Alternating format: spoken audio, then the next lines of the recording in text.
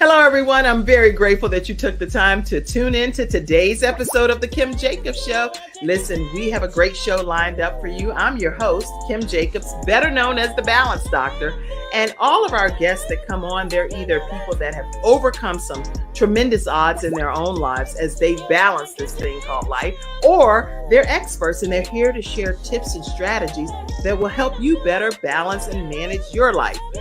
Grab your virtual seats and let's get ready for some real relevant and relatable content on today's episode of The Kim Jacobs Show.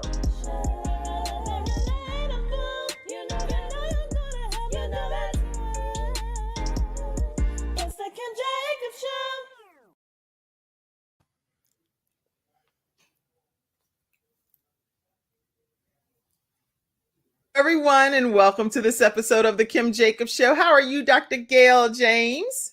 I am doing well. Thank you so very much for having me, Ms. Jacobs. Thank you for being here, Ms. James. I appreciate it. Very honored to have you today. Where are you located? I am currently in Jacksonville, Florida. Okay. So you have nice sunshine around you pretty much all the time for the most part, right? Yes. Well, really glad to have you here today. Listen, everybody, we're going to be talking today with Dr. Gail James, and her story is very unique and one that I think a lot of people will glean some pieces of our own lives from. But one thing that she's a mom, she's a wife, she's a pastor, entrepreneur, and a trauma expert.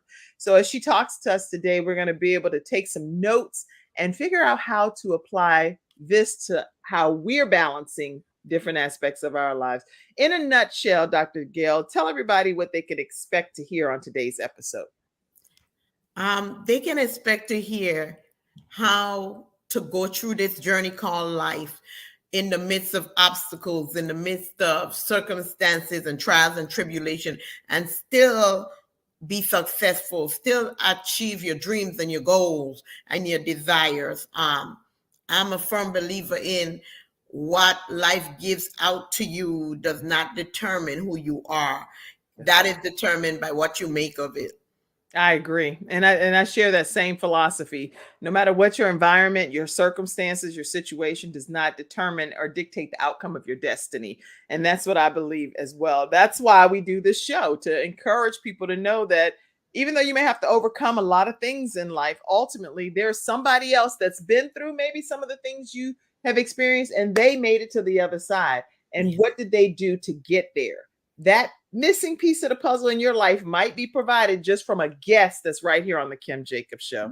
So I'm so glad that you're here today, Dr. Gail.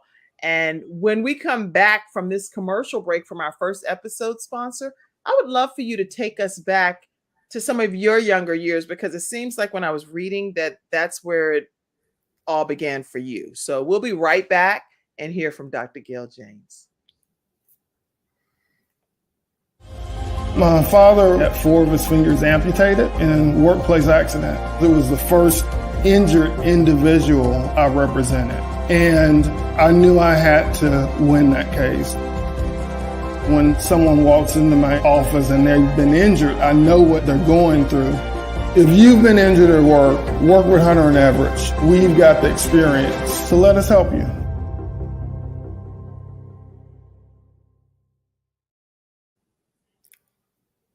We're back and we're talking with Dr. Gail James. If you would, take us back to some of your younger years and what was happening in your life. So I was born and raised in St. Thomas, U.S. Virgin Islands. It's a beautiful place many of us call paradise. Yeah. And my mom and my dad were together. So I had a 2-parent household. They were married, but my dad met her with 9 other children from different fathers, and my dad himself had 18 from 15 from different women, and he had 3 with my mom. So out of the 3 with my mom, I'm the middle. Okay. 3 girls, and I'm the middle girl. And in the earlier parts of my life, I thought everything was kind of normal, but I say this a lot. Your norm is really not normal, because you think it's normal until you find out how toxic it is. Right. And so I was 10 years old. I'll never forget it. And I went to school and I was bleeding. And I did not know anything about a period. My mom never talked to us about it. Okay. And I was molested by one of my brothers the Sunday before that Monday. And so I had messed up all my clothes and everything. And I remember my teacher taking me to the nurse's office. And I went in there and me and the nurse got along real good. I would go to her nurse's office at lunchtime, just sit in there and chat with her. Right. And so she was like, the teacher told her, I've been trying to ask her what's wrong, and she won't tell me. So the nurse told her, go back to the classroom. I got her. She'll talk to me. Right. I told her, and I didn't even understand the consequences at the time because I'm 10, so I didn't understand the consequences. Like if I run my mouth, what could possibly happen? Right. So I told her, and I remember just hearing sirens, and it was 3 unmarked detective cars that came up in the school. And when they came in, I was looking like I'm in trouble. I'm in trouble. And then my mom showed up. And my mom stood at the nurse's office door with her hand on her hip and rolled her eyes. And I like upset with you? Yes. Oh, yes. I knew it was over. It was, I'm like, okay, I'm in trouble. But wait, your mom didn't know that you had been molested, according to what you're saying, by your brother the day before. Mm-mm. So, and in actuality, I was being molested by 3 brothers. She did not. She died only knowing about one because of the way she responded. So when the Virgin Islands does things a little different, it's small. Everybody know everybody. right. So they told her, you can go home and try to figure this out. We'll give you a moment because I have an older brother that's a pastor. And, that was our go-to. Our go-to was let him come in and try to solve the problem. Right. So he came in and he was pretty upset. And he told my brother, you did something. And my brother kept saying, no. He's like, look at the clothes she got on. She's in somebody else's clothes because she done messed up all her clothes. You did something. And he admitted. At this time, my brother is 21 and I'm 10. So this is overwhelming. I wasn't expecting this. Okay. So at the age of 21, he violates you and takes your virginity, basically. Yeah. All three of them had been doing it for a while. And when I told that day, and he admitted it that day, it was me, him, my mom in the living room, and my brother that's the pastor. And he admitted it. And so my mom looked at me. I'll never forget this. She rolled her eyes and she said, you worthless, good for nothing dog. You knew what you were doing and you wanted it. And I was like. But she said that's to you, the child, the 10-year-old child? And what did your brother that did this say? He said he did it. So I thought the response was going to be a hug, a kiss, like, I love you. I'm so sorry, Gail, that this has happened. I was like, okay. Okay. So once it was revealed that, yes, I did do this, and I'm 21 years old, and I did this to my sister who's 10. Your mom, according to what you're sharing here, is she decides to put the blame on you. Yep. And call you names. Yeah. From that point on, I was the troublemaker. I was the bad seed. I was the black sheep. I told the family secret. Actually, that is exactly what they said to me. I had an older sister that said, she asked me what was going on. And this was like maybe 7 years ago. She asked me, she said, I was already gone from the house. So what happened between you and my brother? And I told her. And she said, oh, I know why mommy was mad, because you told the family secret. I'm like, so this was happening to other people in the family too, but they had kept it a secret? I know for sure there's another sibling that went through the same thing, but with 4 brothers instead of 3. Because see, my mom had 12 children, 6 girls, 6 boys. So the girls stayed upstairs and the boys stayed downstairs. But when my mom and my dad was gone, it was a free fall. So I know for a fact of one other sister that I saw with my own eyes, and it was 4 brothers that I know for sure touched her and had sex with her. So how do you live in that environment and you are 10 and you're trying to convince people that you didn't do anything wrong and you were the one being violated? Now you've told school personnel because you told the nurse, and you also told your mom, and your brother told your mom that he was definitely one that did this. Now, how do you go from there? What happens as far as how you're living under those circumstances? Human Services, which is the like DCF in the Virgin Islands. It's called Human Services. Mm-hmm. So remember, they only gave her a little bit of time to work this out. Right. They were going to come back. So they came back and they asked her, and I remember that day just as clear as today. And they said, we gave you time, and it appears that you're going to take the side of your adult child. Okay. Instead of your minor child. So I'm sitting there, I'm looking, and they said, put your shoes on, Gail. I'm like, okay. And they took me in a white 15-passenger van, and I was gone. That day you were separated from the family. And they put me in the only group home in the Virgin Islands, which is a group home for bad girls. So I went from the pot to the frying pan. I'm in this place, and the girls in there are bad girls. They're promiscuous. They're running away. They're doing all that kind of stuff. And I'm sharing a twin bed with one of them, and she sneaks a dude through the window. And she's having sex with the dude on this twin bed. I'm bumping elbows with them. I'm like, this is not for me. I can't do this. Just as quick as I came in, I went out through the same window the boy came in through. I was like, how old were you at this point? I was right around 11. And so you ran away from the group home at 11 years old. And I used to babysit for this couple.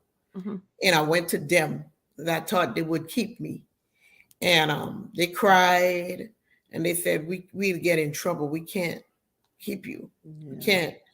And I said, please, just help me. And Human Services shows up again. And they're like, you gotta go. We can't just. And they took you back to the group home. Yeah. And so I had to stay there. It was the pits. I had to stay there, and I was determined. There was something inside of me that just said, I'm going to not make this be the end of me. I'm going to do something. And I remember I started working after school. I had 2 jobs after school. And what age was this? And I'm right at 13, going on 14. Okay. And I had 2 jobs after school. And so I leave middle school now, and I'm going to high school. So I went back to the house.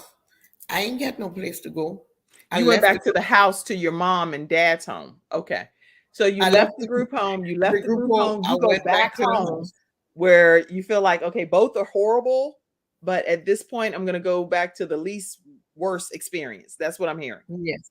Yes. Oh my gosh. Okay. And so I went back there, and I thought my mom had just got over it or something, but she didn't. And the reason I felt she got over it is because she went down there and negotiated. My brother was supposed to do time, but because I'm a minor, she's my voice.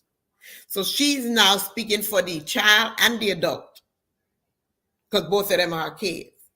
And she negotiates community service, probation, and a registered sex offender. I don't think she recognized what being a registered sex offender means, because later on, when she found out my brother's name was all over the internet, she called me and cursed me out. But she had So registered him as the registered sex offender. yeah, she agreed to those terms. That was the term. He won't do jail time. He'll do community service. He'll do probation, and he'll be a Right. registered sexual offender. But she did not understand that what really that entails.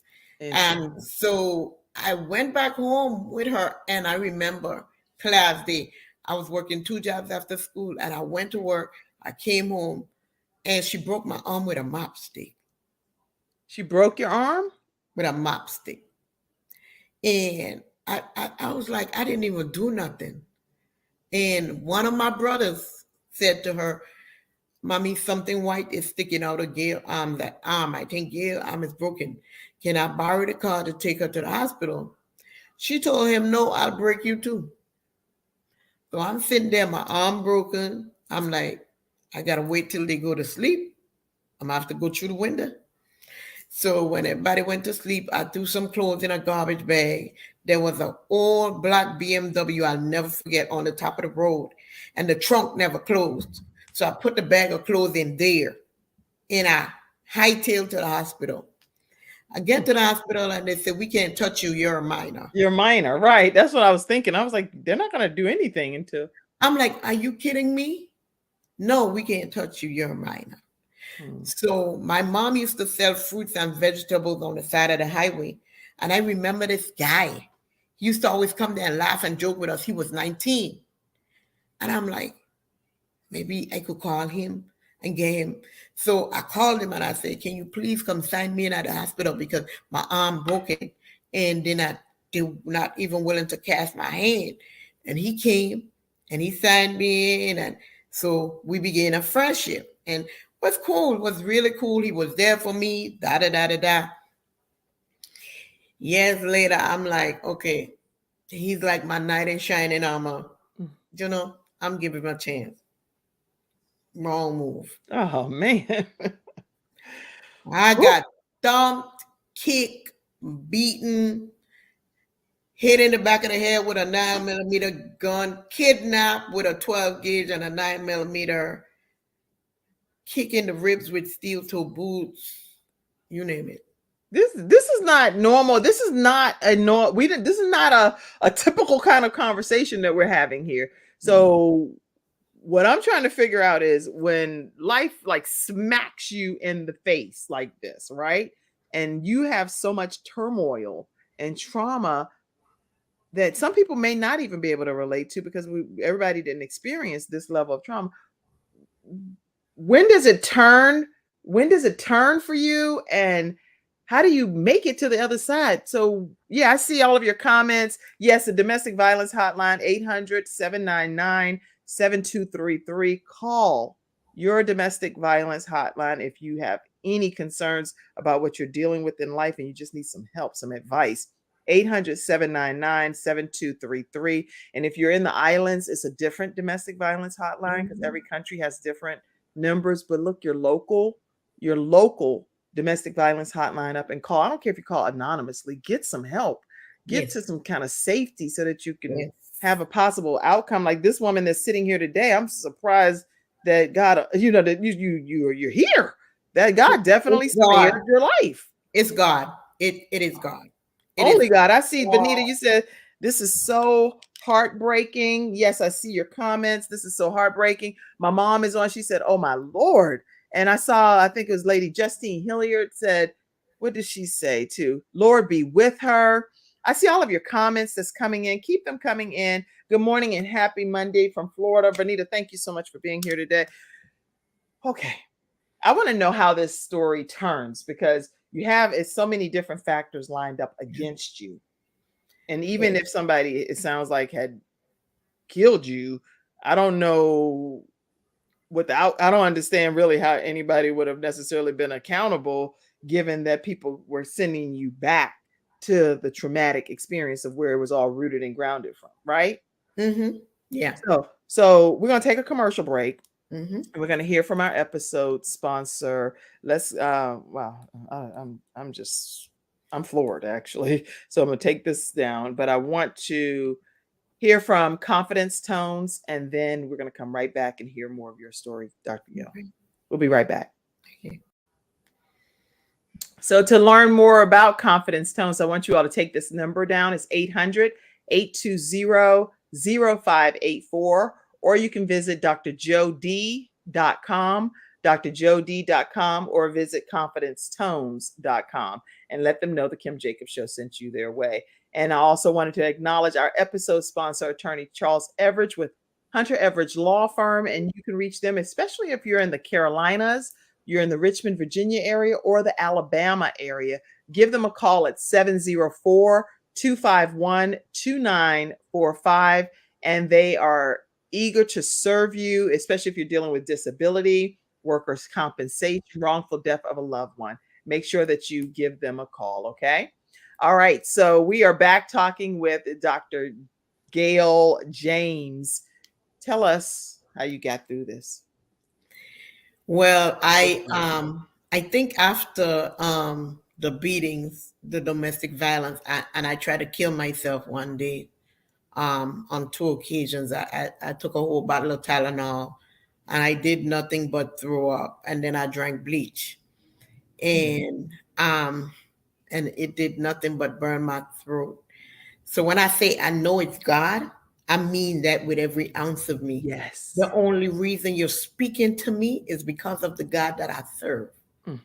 I've known him since I was a child, and it's crazy, but because I think even though I was ready to give up on myself and I didn't want to be here anymore because it was too much for me, God was like, I birthed you with purpose and destiny in your womb.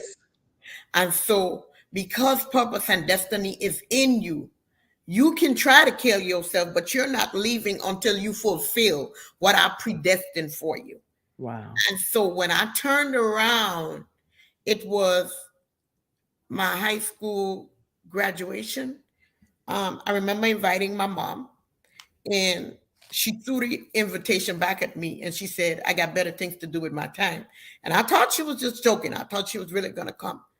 And at the time, I was pregnant for the same guy that was, physically beating me. My daughter was born 2 weeks before my high school graduation. I was only 6 months pregnant, and she was only 2 pounds at birth. And they told me she will not live past 1. And I prayed. And I said, God, you brought me through everything else. I know you, and I trust you.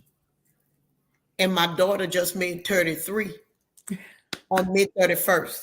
I know you didn't send me any photos, but I'm so honored to be able to know that she's that age. She's still in a wheelchair. She's still in diapers. She was diagnosed with cerebral palsy at the age of 1. But I was her primary caretaker for 19 years of her life. We are still very close. I gave her a cell phone. She called me every day. And I just thank God that he gave me the opportunity to be her mother. Because once I became pregnant with her, I decided that I can't do this anymore. This is no longer about me. That's right. This is now about her. And so I am now an entrepreneur. I own home health care agencies in the Virgin Islands and in Florida. And the reason I do that is because I know what it is to care for a disabled person. Yes. I own mental health practices in the Virgin Islands and in Florida. And the reason I'm able to do that is because of the depression and the low self-esteem and trying to commit suicide because I didn't want to live anymore. So I say that to say the very thing that was sent to break me built me. Well, somebody said, I just want to take a moment. Sabrina said that you are a walking miracle, is what she said. She's chiming in from Georgia. So glad to have you on, Sabrina. And Justine Hilliard, Lady Justine Hilliard said, oh my God. And Vernita said, thank God that you're okay and that you're able to make it, that you made it. That's my favorite client, Nicole Ziegler said. Nikki Ziegler said, Dr. Nikki Ziegler. She said, that's my favorite client. Yeah, you all definitely spread the word and let people know that we are on. National Suicide Prevention Hotline is 988 in the States, in the United States. But again, in different countries, which I know this show streams in 100 countries through CTR Media Network. So I want to make sure that you know that you would need to check with your local country code to determine what your national suicide prevention number is. Okay. Wow. Cynthia Lennox is tuned in and she has a new show out called The Cynthia Lennox Show. And you definitely can tune into her new show as well. And she puts a lot of heart emojis on as well. Thank God he brought you through, Lady Justine Hillier said. Keep your comments coming, everyone. Uh, I would like to kind of know what happened with these brothers and what's happening with them today. Did anything ever happen with them violating you, or did they just go on in life? What's the outcome? Because of the fact that my mom negotiated for that one brother. Mm. My mom died in 2007. I forgave her, and I tell people this all the time. I wouldn't be who I am today. I had to forgive her for an apology I would never get. Yes. And I learned that, God, I asked God, because I was like, God, why does she treat me this way? Why I'm like the worst thing she ever gave birth to?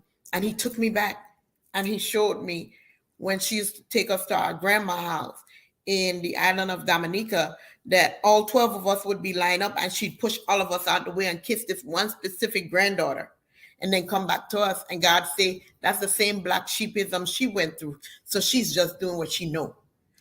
And then when I was like, why would she let me go through this and like blame me like this don't make sense, God? And he said, look at her life. She has 12 children, but from like 6, 7 different fathers. He said, the promiscuousness, she went through the same thing. You just don't know it because she wasn't brave enough to tell it. Oh, wow. And so I was able to forgive her for an apology I never got. I looked her in the face and I tell her, I said, thank you for not aborting me. Thank you for introducing me to my Lord and Savior, Jesus Christ. And if those are the only 2 things I can thank you for, they're enough. Mm. And so I forgave my mom that in her dying days, I flew to the Virgin Islands every week, $550 round trip. I bought her diapers by the case. I made sure she was taken care of. Wow. Wow. Because Okay. my job was not vengeance. My job was not revenge. My job is to love in spite of. My job is to forgive in spite of. And I did that. Wow. And you did that with your brothers too? Yes. Wow. Yeah. So are you all still? Many of them don't talk to me. I was gonna say, are you still connected with them? Do you? So what happened? The one that was reported, we are very cool. We understood what happened. We forgiven each other, and I've moved on. Okay. But the whole family issue is that I'm speaking out. And I told them, I say, y'all keep saying a family secret. This is not a family secret. I'm not going to be dying inside while y'all living your best life. I'm done with that. Those days are gone. It's the truth. Y'all know it's the truth. And one day y'all gonna have to account to God for it. Okay. So by you speaking your truth, which is what you're saying you experienced, it actually ostracized you from the family because the family felt like you're doing too much by telling stuff that should stay in the family household.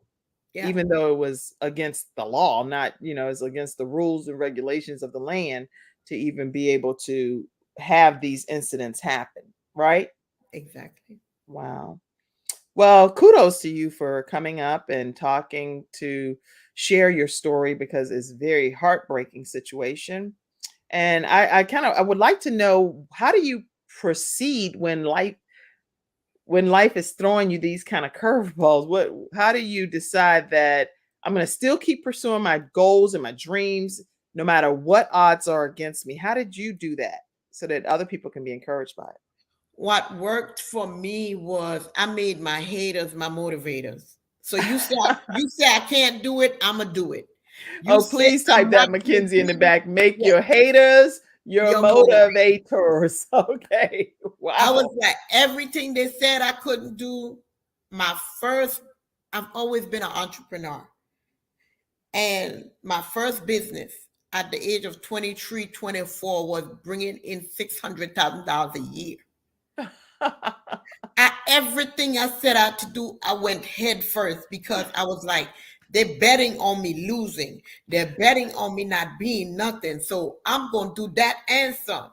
Wow. Okay. So tell us about your first business and what that, I know you were saying you were doing mental health, home health agency, different things. So what was the business that My, catapulted you to my this? first business was group homes for the mentally and the physically disabled because of my daughter. Awesome. So that's why I say my advice to anyone watching would be understand that what you're going through is not going to last forever. And there is something in that tormenting, depressing, uncomfortable process that God needs to build your character to take you to where he desires to take you. Because I would not be able to care for disabled people if I didn't have a disabled daughter. I Right. would not be able to be a good therapist if I did not went through something that almost made me lose my mind. I That's would good. not be able to care for people that are in wheelchairs and disabled if I didn't do it with my daughter. So now I have home health care agencies. Yeah. I'm a multimillionaire right now because of my businesses, because what was meant to break me literally built me. See, and now, so see, it's interesting you're saying that. With me, I wouldn't be the balance doctor without all of the different hats that I wear. My son just literally yesterday, they announced his Make-A-Wish because his dream is going to come true. But people don't understand that when Make-A-Wish is involved, that means that it's some serious stuff happening, some real serious stuff going on, right? And I don't want to cry, so and this is not my episode. But I have 3 children that deal with this particular type of disease. And they are warriors. They look at it very optimistically. But at the end of the day, we all know that it's some other things behind the scenes that you may not know of just because you see the smiling faces, right? And then to have a son transition, many of people know about my son Gabe. It it's a lot of different hats that I have to wear in order to be called the balance doctor, right? And then Yeah. teaching people how to start their own shows from Yeah. scratch. All of these different hats, but it comes with a price, Yes, it does. It It does. comes with a price. And you're wearing it well. You're wearing it well. Yeah.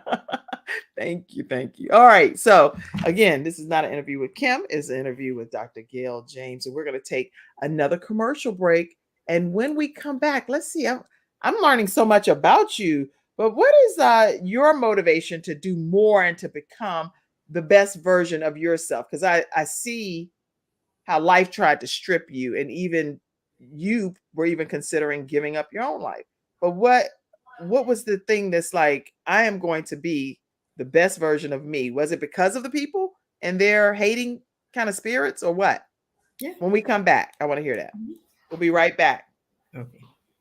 Dr. Gail James will be right back right after this break. Wow.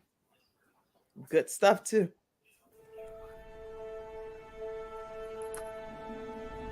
Nothing says I love you more than final expense insurance whole life protection. With funeral advocacy nationwide, saving you and your family 30 to 80% off funerals and cremations. Nothing says I love you more than Getinsured.Solutions, LLC.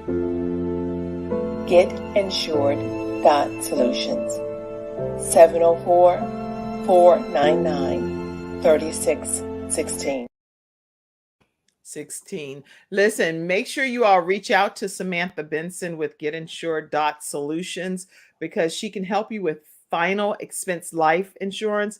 And the way that works is helping to keep more of the funds with you and the family that's alive versus having to put all of it to the burial expenses. So they have funeral advocacies and different people that they help you get lined up with. Great service, and they do literally honor their word as far as being able to provide you with what they say they're going to provide at the end of it all. So it's a big deal. All right, so tell us about some of your motivating factors. So number one would be that God didn't just save me for me to sit. And so because he didn't save me for me to just sit, all that I went through was so that I can help somebody else come out. And so I make sure I have a nonprofit named Sanctuary of Change Incorporated, and that directly helps women that have been through domestic violence and sexual abuse. And we provide free therapy services. We relocate them if necessary from the abusive situations, and we help them with legal services. Wow. And that's all for free? Mm-hmm. That is awesome. Okay, because I definitely need you to put in the comment section too, maybe during one of the upcoming commercial breaks, how people can stay connected with you so that they'll know how to utilize your services. So that's a great service. So you do that, you do the group home, you do the mental health, you do these free services. Home health also. I would say my motivation, like I say, God, number one, my daughter, number two. My daughter is my biggest fan. And so everything I do, I think about her, because a lot of people think they have a short lifespan, but Down syndrome have a short lifespan, but not cerebral palsy. My daughter can outlive me. And so what I do, I have two other children, and they are part of the business. They help run the business, and they are also part of making sure their sister is okay. So we run the business together, and they are built. And so my legacy, because God was very clear with me. He said, you're the visionary, but the vision does not need to die with you. That's right. And so my boys are right under me in the business, and they help run the business, and they make sure their sister is taken care of. I am so proud of this. And then you get to be a mom that leads very differently than what you experience. What is your motherhood style, leadership style? I am more open. So I tell my kids all the time, my favorite word to them is, even on your worst day, I'm proud to call you son. Even on your worst day, I'm proud to call you daughter, which means there's nothing that you can tell me. I've gave them examples. Thank God I have great children, 25-year-old son, 27-year-old son. Don't drink, don't smoke, don't club, never did. They've been in church all their life. So that is a blessing from God. But what I give them my example, I say, let me tell you something. This is what I mean by you could tell me anything. If you killed somebody, come home, tell me. I'm gonna hire the best lawyer, and I'm gonna turn you in. So you're gonna turn them in, though. You're gonna still hold them accountable for the outcome. Yes, you still gotta be held accountable. Right. But I'm gonna be there for you. Right. And so I needed them to know that there's nothing that they could do that's so bad that mom will turn against them. There is nothing. And so I also teach them. I teach them how to be leaders. The number one rule in my house is be a leader and not a follower. Because I tell them, you may lead somebody to heaven, but somebody can lead you to hell if you don't know where you're going. That's good. Good advice. Very good advice. Good sound advice as a mother. Wow. Well, I see on your Facebook page here a cover. Is that you with any of your children on it? And the two gold jackets? Oh, yes. Those are my children. Those two boys. Actually, it's three boys. So the boy with there's two boys with dreadlocks. Those are my two, the 25 and the 27-year-old. The 27-year-old one is with all the beards in his face. And the 25-year-old one's the other one. And then my other son, who is the oldest, true marriage, is also on there. and the youngest son has his wife with him. The other son has his girlfriend with him. Oh, okay. Because I'll put it up if you want me to. I don't want to put anything. You can. Because I'm like, I don't want to put anything without permission. Because usually, you know, I get the photos sent to me. So I'm like, this is some good stuff. I love to put it up. And I think you should see my daughter on there because she just had her birthday party. Well, I actually have I have a younger picture, so I'll put that up that I see, and you can, I may not be having the right photo, so That's nice. hold on, let's see. I try to utilize my skills. Yeah. Okay, so that's my two boys and their significant others at my 50th birthday party. Look at you, look like a beautiful queen. Thank you. Oh my gosh. Okay, and then I saw this picture. Oh, that's me. And that's the one in my lap is my youngest boy. The one on my side is my oldest boy, and that is Abby, my princess, in the chair sitting. Oh, I just was like, you know, you're talking so much about your inspiration being your family, and I was like, let's see if I could get a picture right quick to pop up during this conversation. This is nothing short of miraculous, and I see comments that's come in that speak to that. That God really, really spared your life, and yes, this is so beautiful, beautiful family. She's definitely needed today. So many hurting families that need to be healed. Yes. So many hurting people. And my mom said beautiful family as well. What advice would you give to families that are dysfunctional and broken like this? This is unfortunately happens, and you're here to tell us how maybe we can get through some of this, even on the receiving end, because you were one of the recipients of this. And then also advice to parents that are blaming their kids. It's like, come on. Yes. What advice? I would say that you need to be open to hear. I think my mother just didn't want to believe that. Just didn't want to, okay, no, this could not be happening in my family.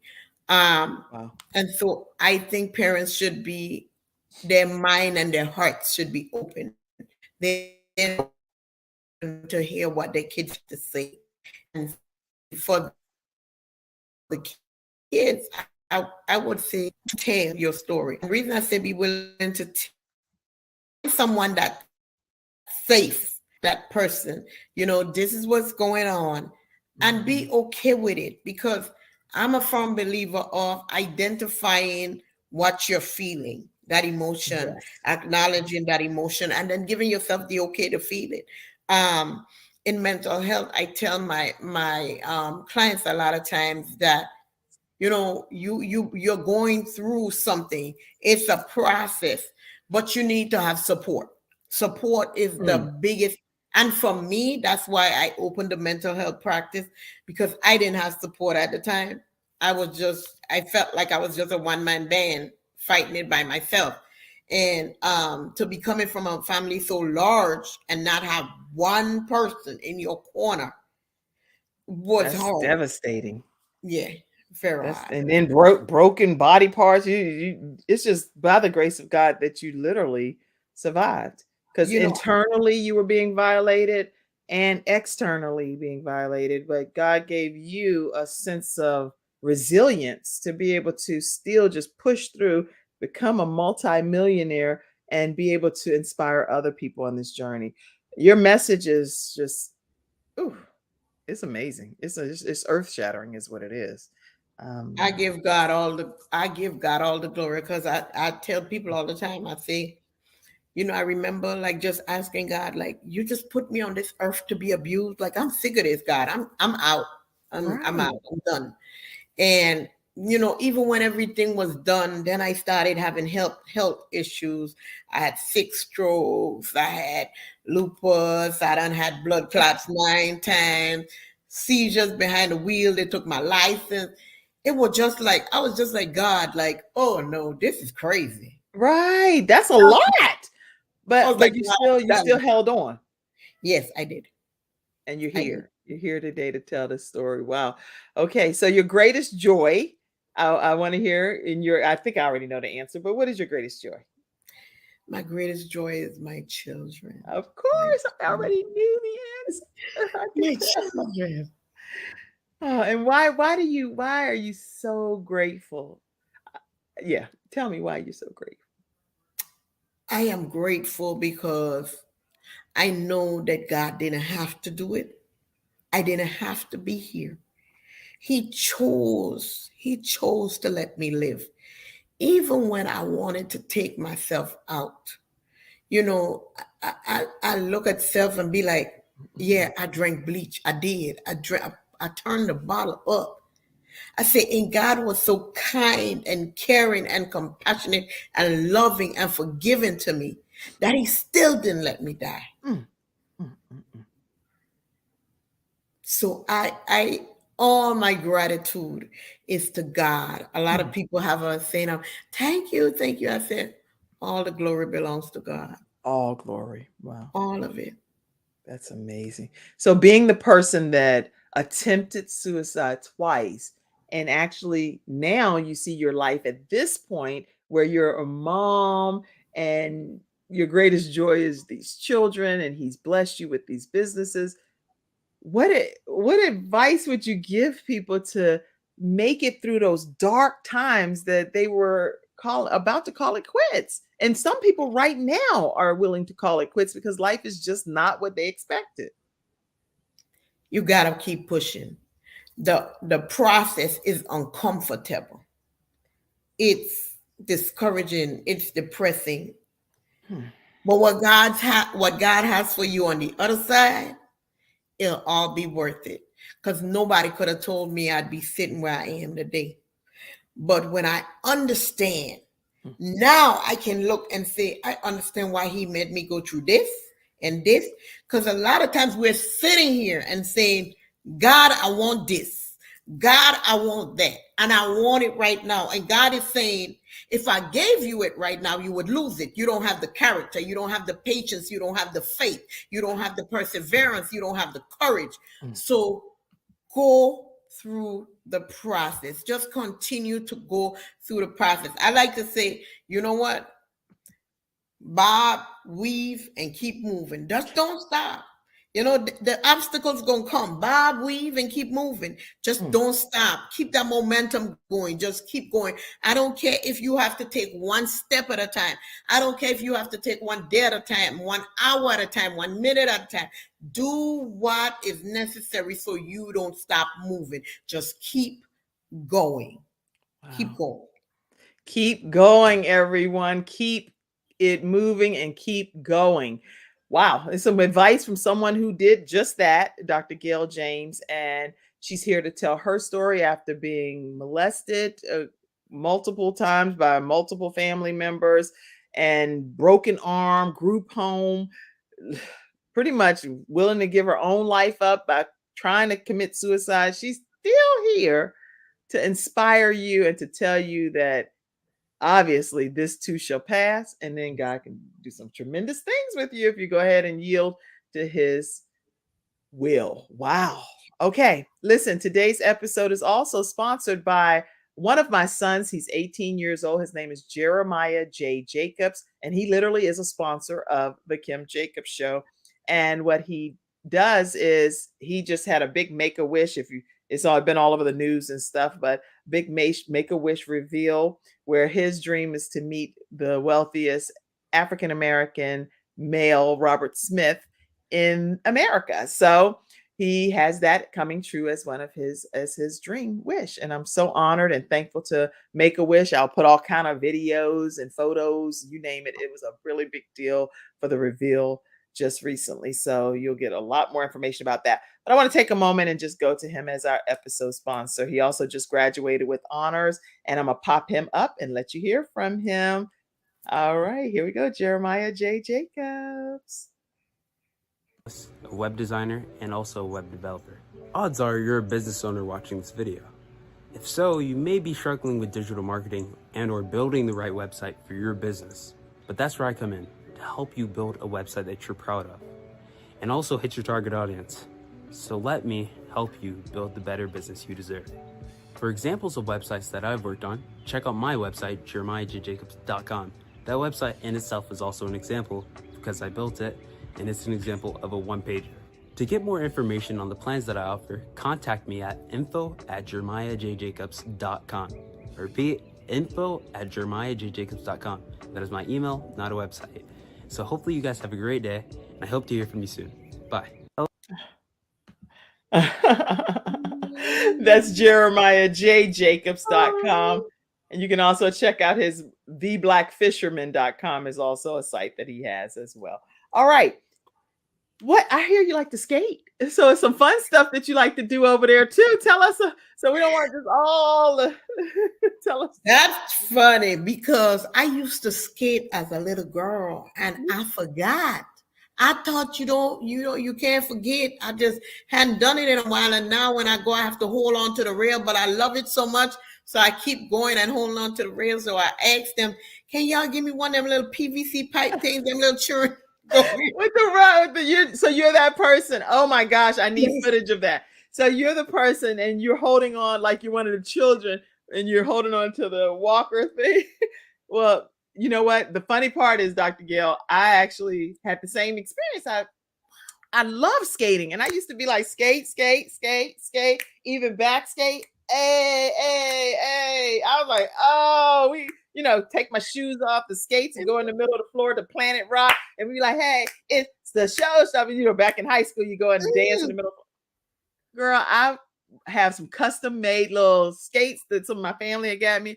I was out in the garage. I was like, yes, I'm gonna start practicing. Why did I fall and went up in the air, fell back, and did not have my cell phone on me? I'm out there screaming, help me, I'm falling. I fell. Somebody got to help me. And one of my sons came out. He was like, what in the world? I said, I fell. And I thought I knew how to skate, which I thought I did, but I must have forgot. Apparently you forgot. You lose it some way. Because I'm trying. I'm like, Lord, I thought when you learn, you don't forget. I thought the same thing. Now you say, how do people stay connected with you? Because I don't have that information back here and I want to pop it up. Okay. They can go to my website at www.real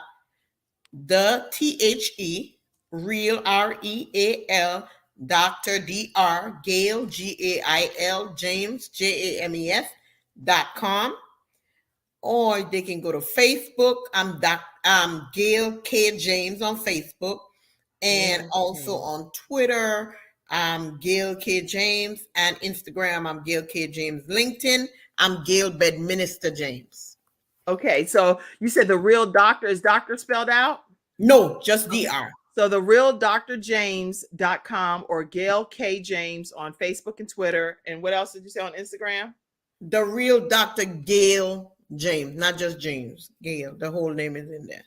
Oh, first name, last name. James. Okay, I'm typing all of this. So, or Gail K. James on Facebook, Twitter, or what else on Instagram? On Instagram is Gail K. James also. Oh, okay. So on all of those, it's okay. Yeah. LinkedIn all right, is so you all definitely one. want to stay connected. And do you willing to talk to people when they reach out to you? Most definitely. Even if you say I'm not calling no national suicide hotline, I'm not calling no national domestic violence hotline. If you decide that that's the case, that you're not going to do that, definitely connect with Dr. Gail James. She wants to connect with you. And she is so honored to be able to share her expertise and just be a listening ear. The real drgailjames.com. The real drgailjames.com. This is for podcast listeners too that's not seeing the screen. Or Gail K. James on Facebook, Twitter, or Instagram. That's how you stay connected with Dr. Gail James. Woo! This was a whole roller coaster ride here. It was. It's a lot. I was not prepared for this. I am so honored because it's like you said, and I want to reiterate that because they call me the uncommon therapist because I don't do what other therapists do. Like you have my cell phone number, you call. If you call me in the middle of the night, which I've done before, and you trying to do something that's not, I'm on my way. I'm getting in my car with my pajamas on, coming to your house. Like, no, you're not going to shoot yourself tonight. No, you're not going to kill yourself tonight. And, you know, some of my peers are like, you are crazy. Like, I would just call 911. I said, well, you know what? I just want to make sure I could sleep at night. When I was going through that, I wanted somebody that would answer the phone and talk me through it. So I'm that kind of therapist. I'm not your normal therapist, you know, but I'm okay with that because, you know, this is the calling God gave me. And That's so right. I'm And okay. we all have the gifts and the talents that God expects us to use to salt this earth. So this is the one that she is using. And yes, I put how you can stay connected with Dr. Gail James. And I do see a lot of thank yous coming in. Thank you so much for sharing your story, Dr. Gail James. And remember to stay connected with her at therealdrgailjames.com or on social media, Gail K. James. And all of you all that are in the studio audience, I see you laughing about the skates, Justine Hilliard. I did see Jeremiah on the news. God has blessed him, and congrats. Thank you so much. Yes, I'm so honored. So yes, okay, all of you all that tuned in, thank you all, and make sure you share this broadcast with your friends. If people often ask how you can support the Kim Jacobs Show, literally the way that you support the show is by donating, and it's scrolling across the screen. You can do that at Cash App $ Kim Jacobs Inc. or Venmo. You can do PayPal, paypal.me/Kim Jacobs Inc. or Venmo at the Kim Jacobs Show. And I really appreciate when you all support it financially, because this is the only way that I'm able to pay people like that help backstage and help with all the flyers and the things, the subscriptions and stuff that you all get to see. So that's where the funds go for that. And we appreciate you all. Thank you for being my very special guest today, Dr. Gail. It was a pleasure. You are amazing inspiration, and I'm glad you're here to tell your story. Stay backstage. I'll talk with you for a few more minutes. And everybody have a great rest of your day. See you tomorrow at 11 o'clock a.m. Eastern Standard Time. Bye-bye. Thank you for tuning in to today's episode of The Kim Jacobs Show and for being in the virtual studio audience. Your presence truly does make a difference, and I look forward to you bringing your friends and family to join you in the virtual studio audience Monday through Friday at 11 o'clock.